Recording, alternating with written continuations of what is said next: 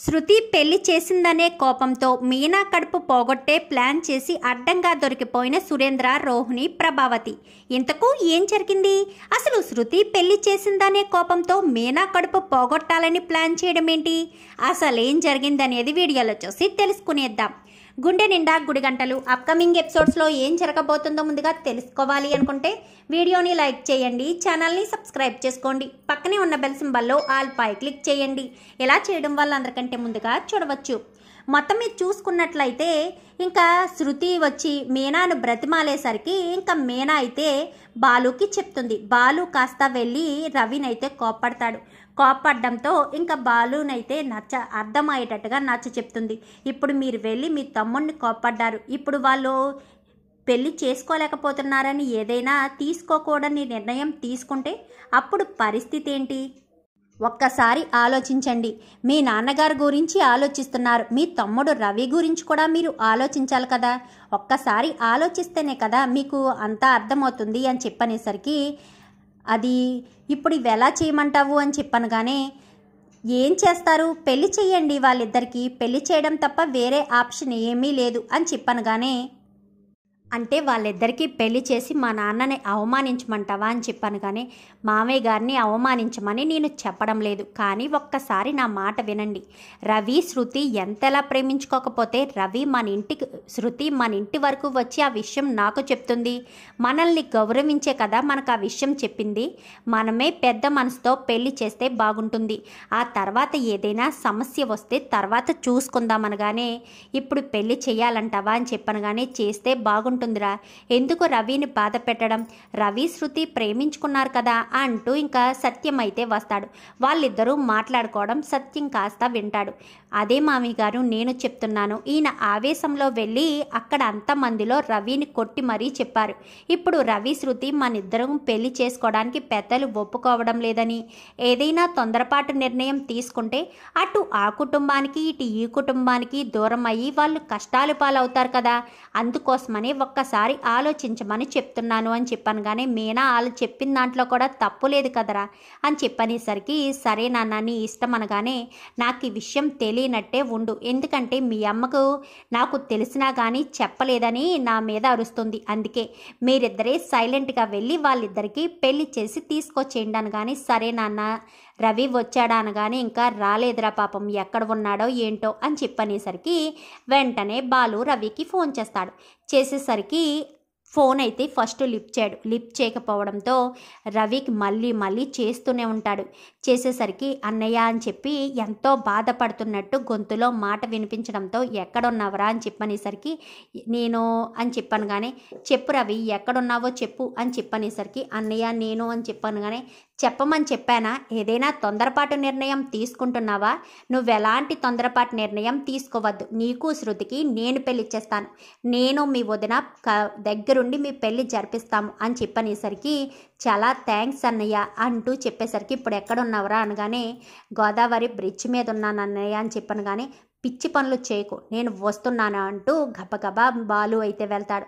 బాలు వెనకాలే రవి కూడా మీనా కూడా వెళ్తుంది.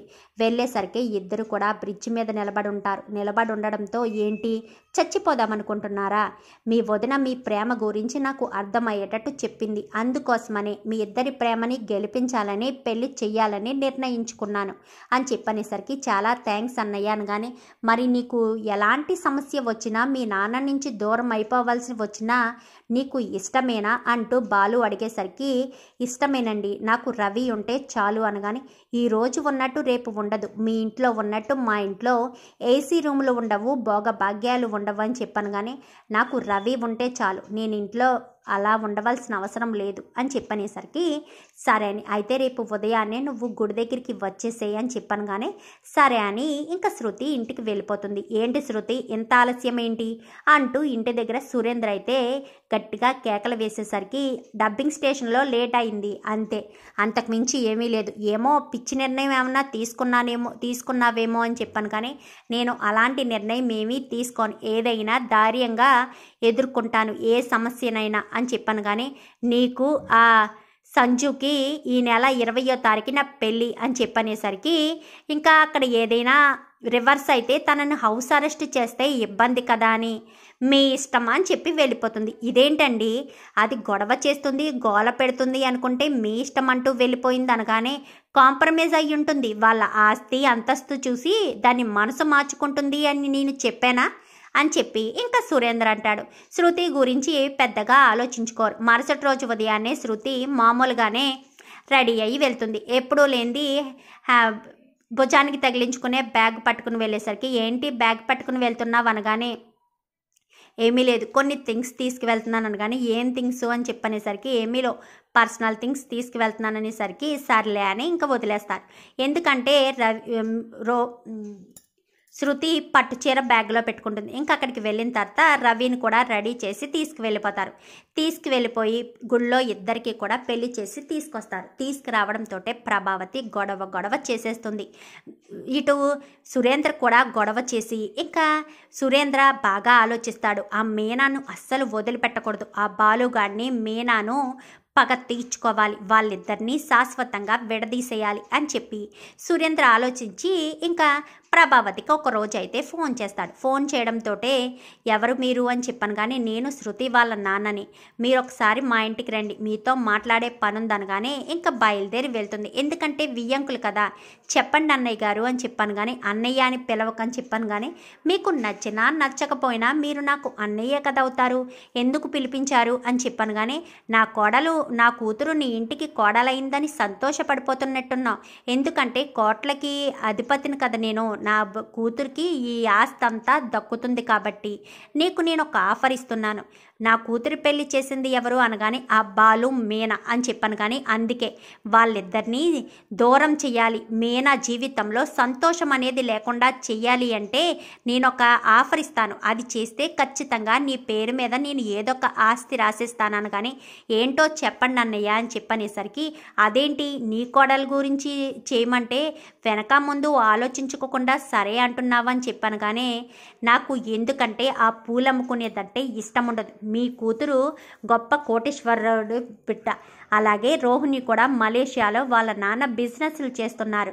మరి ఈ పువ్వులు అమ్ముకునేది నా కోడలుగా ఉంటే నాకు ఎంత పరువు తక్కువ, అందుకోసమని దాన్ని శాశ్వతంగా వదిలించుకోవాలని ప్రయత్నిస్తున్నాను అనగానే అది నీ వల్ల కాదు కానీ నేను చెప్పినట్టు చేస్తే శాశ్వతంగా జీవితాంతకాలం బాధపడుతూనే ఉంటారు అని చెప్పనేసరికి ఏంటన్నయ్య గారు ఏంటది అని చెప్పను కానీ ఏముంది, మీనా ఎప్పుడు ప్రెగ్నెంట్ అయితే అప్పుడు తన కడుపు పోయే ప్రయత్నం చెయ్యి, నీకు తను ప్రెగ్నెంట్ అవ్వగానే నాకు చెప్తే మిగిలిందంతా నేను చూసుకుంటాను అని చెప్పనేసరికి సరే అన్నయ్య గారు అని చెప్పను కానీ ఇంకా ఎప్పుడెప్పుడు మీనా ప్రెగ్నెంట్ అవుతుందా అని ఎదురు చూస్తూ ఉంటుంది ప్రభావతి. అయితే అంతకు ముందల్లా రోహిణి ప్రెగ్నెంట్ అవ్వాలని కోరుకున్న ప్రభావతి ఇప్పుడు రోహిణి కంటే ముందే మీనాయే ప్రెగ్నెంట్ అవ్వాలని తన ప్రెగ్నెన్సీని పోగొట్టాలన్న ఉద్దేశంతో ఇంకా రకంగా ఉంటుంది. ఇంకా రకంగా ఉండేసరికి మీనా ప్రెగ్నెంట్ అన్న విషయం తెలియడంతో వెంటనే ప్రభావతి కాస్త సురేందర్కి ఫోన్ చేస్తుంది. అన్నయ్య ప్రెగ్నెంట్ అయిందనగానే సరే నేను మళ్ళీ కనుక్కొని ఫోన్ చేస్తానని చెప్పనేసరికి సరే అని ఫోన్ పెట్టేస్తుంది. ఫోన్ పట్టుకుని గదిలోనే కూర్చుని ఉంటుంది. అదేంటి అమ్మ ఫోన్ ఎవరో చేస్తానన్నట్టుగా ఫోన్ను పట్టుకుని అలాగే గదిలో కూర్చుంది, అమ్మకంత ఇంపార్టెంట్గా ఫోన్ చేసేవాళ్ళు ఎవరు అని మౌనిక హాల్లో ఉండి గమనిస్తూ ఉంటుంది. ఇంకా ఫోన్ రావడంతో హలో చెప్పండి అన్నయ్య గారు అని చెప్పనగానే నేను ఒక మందిస్తాను, అది మీనాకు పాలల్లో కలిపి ఇచ్చే అని చెప్పాను కానీ అలా ఇస్తే ప్రెగ్నెన్సీ పోతుందా అన్నయ్య గారు అని చెప్పనేసరికి ఒక్కసారిగా మౌనిక షాక్ అవుతుంది. ప్రెగ్నెన్సీ పోతుందా అని అడుగుతుంది ఏంటి, పైగా అన్నయ్య గారు అంటుంది, ఎవరి గురించి అని ఆలోచిస్తూ ఉండేసరికి రోహిణి సహాయంతో ఇదంతా చెయ్యాలని ప్రభావతి కాస్త ఫోన్ మాట్లాడి ఫోన్ అక్కడే వదిలేసి అమ్మ రోహిణి అనుకుంటూ రోహిణి దగ్గరికి వెళ్తుంది. గబ్బగబ్బా మౌనిక లోపలికి వెళ్ళి ఫోన్ ఓపెన్ చేసేసరికి సురేంద్ర అన్నయ్య అని ఫీడ్ చేసి ఉంటుంది. అంటే శృతి వాళ్ళ డాడీతో ఫోన్ మాట్లాడిందనుకుంటా. మీనా వదిన ప్రెగ్నెన్సీ పోగొట్టాలని రోహిణి వదంతో కలిసి ఏదో ప్లాన్ చేస్తుంది. అసలు శృతి వాళ్ళ నాన్నగారు ఎలా ఎందుకు చేస్తున్నారు, ఈ విషయం అర్జెంటుగా బాలు అన్నయ్యకి చెప్పాలి అని మౌనిక అయితే బాలుకి ఫోన్ చేస్తుంది. చెప్పమ్మా అని చెప్పనేసరికి అన్నయ్య నీతో ఒక ఇంపార్టెంట్ విషయం మాట్లాడాలి అని చెప్పనేసరికి ఏంటది అని చెప్పనగానే నువ్వు డైరెక్ట్గా ఒక్కసారి ఇంటికి వస్తే మాట్లాడతానన్నయ్య అని చెప్పనగానే సరేనని ఇంకా ఇంటికి వచ్చేసరికి ఏంట్రా ఏంటి అని చెప్పను కానీ ఇలా రా అన్నయ్య అంటూ పక్కకు తీసుకువెళ్ళి మీనా వదిన ప్రెగ్నెన్సీని పోగొట్టాలని అమ్మ రోహిణితో కలిసి ఆ సురేంద్ర గారు ఫోన్ చేసి ఏదో ప్లాన్ చెప్పారు.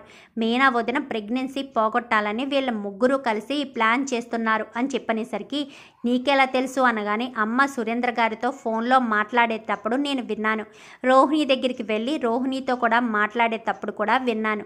రోహిణి వీళ్ళకు హెల్ప్ చేస్తుంది అందుకనే అని చెప్పనేసరికి మరి ఎలా చేస్తారా అనగానే పాలల్లో ఏదో కలుపుతారనుకుంటానయ్య, నువ్వు గమనిస్తూ ఉండాలి, నేను కూడా గమనిస్తాను అని చెప్పనేసరికి సరే అని ఇంకా సురేంద్ర మనిషి అయితే ఒక మనిషి వచ్చి ప్రభావతి గారు అని అడిగేసరికి బయటికి వెళ్తుంది. ఏదో బాటిల్ ఇవ్వడంతో బాటిల్ చింగు చాటును దాచుకుని లోపలికి తీసుకొచ్చేస్తుంది ప్రభావతి. కాస్త అదంతా కూడా మౌనిక ఇటు బాలు ఇద్దరు గమనిస్తూనే ఉంటారు. ఇంకా అలా తీసుకొచ్చేసిన తర్వాత వెంటనే అది కాస్త రోహిణికి ఇస్తుంది. రోహిణికి ఇచ్చి ఇది పాలల్లో కలిపి రోహిణి మీనాకు ఇవ్వి అని చెప్పాను. కానీ నేనా అత్తయ్య గారు మీరు కలపండి, నేను మీనాకు తీసుకువెళ్ళి ఇస్తాను అనగానే సరే అని వంటగదిలోకి వెళ్ళి పాలు కాచి పాలల్లో అయితే కలుపుతుంది.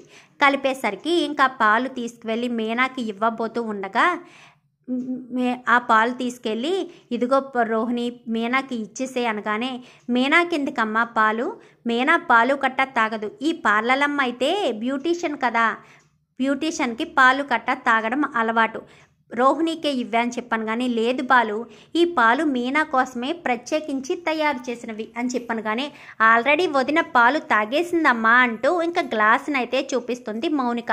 అదేంటి పాలు తాగేయడం ఏంటి, నేనే తీసుకొస్తానని చెప్పాను కదా అనగానే నేను తీసుకువెళ్ళి ఇచ్చేసానులే అమ్మా అంటూ మౌనిక అనేసరికి పాలు వేస్ట్ అయిపోవడం ఎందుకు వదినా, నువ్వు తాగేసే వదినా అని చెప్పాను. కానీ లేదు నేను తాగను అంటూ పాలు తాగు వదినా పర్వాలేదు అంటూ ఇంకా మౌనిక పాలు తీసుకుని పట్టించబోతూ ఉండగా గ్లాసునైతే కింద పడేస్తుంది.